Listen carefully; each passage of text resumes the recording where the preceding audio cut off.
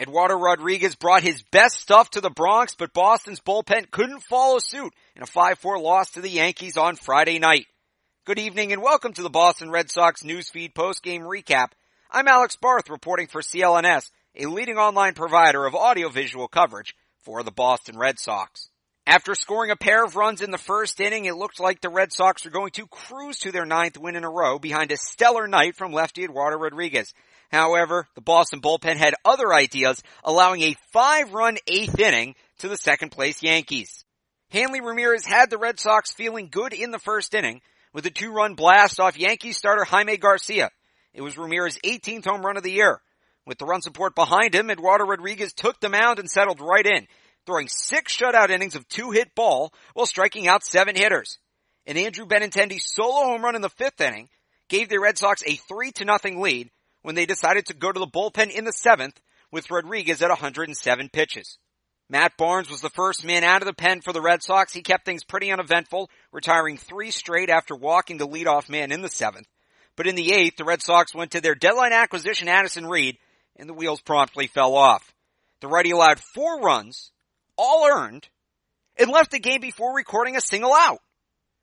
Farrell then pulled him in favor of Joe Kelly, who was not much better. He allowed what ended up being the deciding run, and Kelly struggled throughout his appearance with control, throwing 24 pitches in just 2/3 of an inning. Eventually, Boston had to go to Fernando Abad, of all people, to close things out. Believe it or not, he would finish the inning off, retiring the only batter he faced. And the pull-your-hair-out moments didn't end there for the Red Sox either.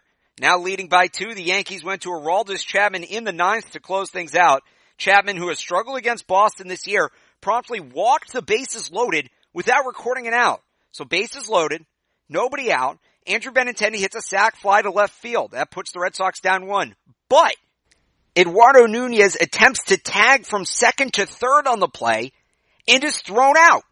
In yet another example of gut-wrenching base running by this Boston team in 2017. The double play gave Chapman back the momentum. He retired Mitch Moreland on a flyout to center for the final out of a 5-4 Yankees win.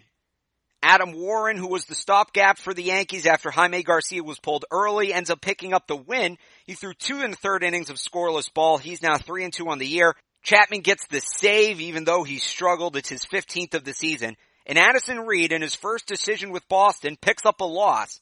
In 6 Red Sox appearances, his ERA now stands at an unjustifiable 12.27. Yes, 12.27 ERA for Addison Reed in Boston.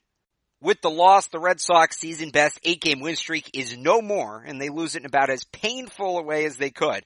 They fall to 65-50 on the season, now just 3.5 games up on the Yankees, who are at 61-53. Now, we all know how mentally fragile this Red Sox team can be. The task for them becomes not letting this game affect the momentum they've built up here in the month of August.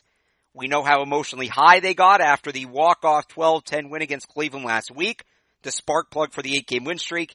Now they cannot be buried by this loss here tonight.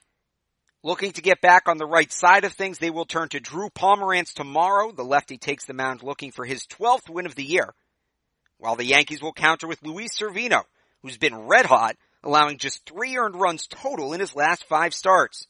So 4:05 first pitch tomorrow in New York. Lars Yesterby will have all your pregame news, notes, and more. Until then, this has been Alex Barth for CLNS.